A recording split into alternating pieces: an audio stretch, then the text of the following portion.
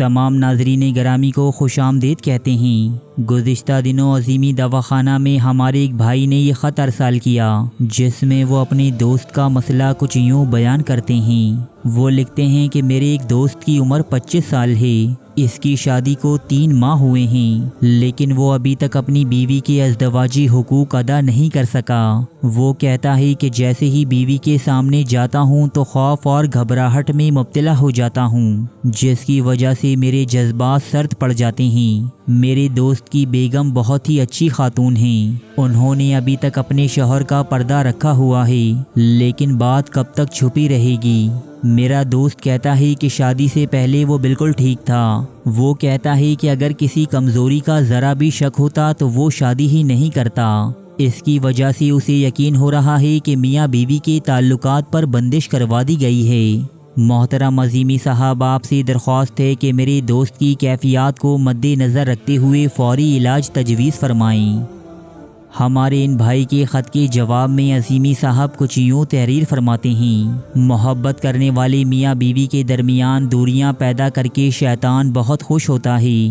کسی کی خوشیوں سے خوش نہ ہونے والے بعض لوگوں میں حسد اور جلن محبت کرنے والے جوڑوں کے لیے رکاوٹوں اور مشکلات کا سبب بھی بن سکتے ہیں۔ شیطانی طرز فکر کے حامل ایسے لوگ کبھی محض اپنی حاسدانہ نظروں سے اور کبھی کسی منفی عمل کے ذریعے میاں بیوی کے لیے پریشانیوں کا سامان کرتے رہتے ہیں۔ یہ پریشانیاں اور مشکلات کئی انداز سے ظاہر ہو سکتی ہیں۔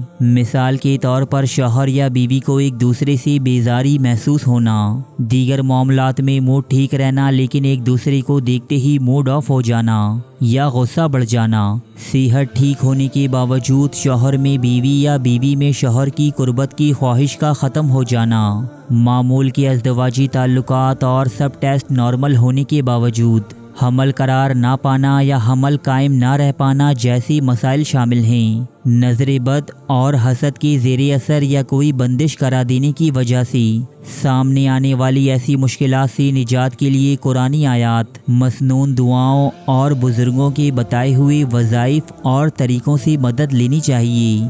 صدقہ و خیرات کرنا چاہیے۔ روحانی علاج کے ساتھ ساتھ اگر ضرورت ہو تو طبی اور نفسیاتی علاج بھی کروانا چاہیے۔ اگر آپ کے دوست کراچی میں مقیم ہیں تو کسی دن مطب کے اوقات میں آ کر عظیمی دواخانے میں ہم سے ملاقات کر لیجیے۔ مطب کی ٹائمنگ معلوم کرنے کے لیے یہ جو نمبر آپ کی اسکرین پر آ رہا ہے آپ اس پر رابطہ کر سکتے ہیں۔